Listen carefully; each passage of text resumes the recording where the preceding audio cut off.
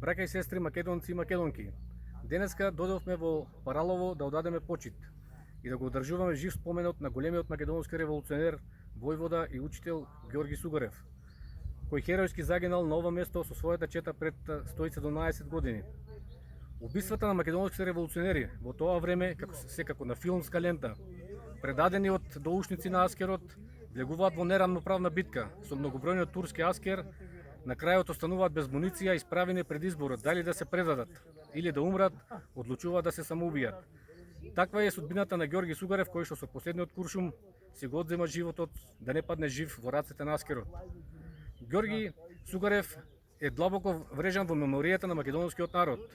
Учесник на Смилевскиот конгрес во мај 1903 година, кога се носи одлуката за кревање на Илинденското востание.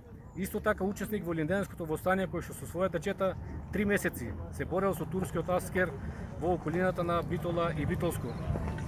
Исто така после Илинденското востание, кога голем број македонски револуционери со цел да се спасат и мигрираат од Македонија, Ѓорги Сугарев и после Илинденското востание останува тука во Македонија и со своите чети дејствува во Битолско, во Крушевско, Демирхисарско, во Поречето, Прилепско, во Азот, Велешко, борејќи се со својата чета против грчката и српската пропаганда.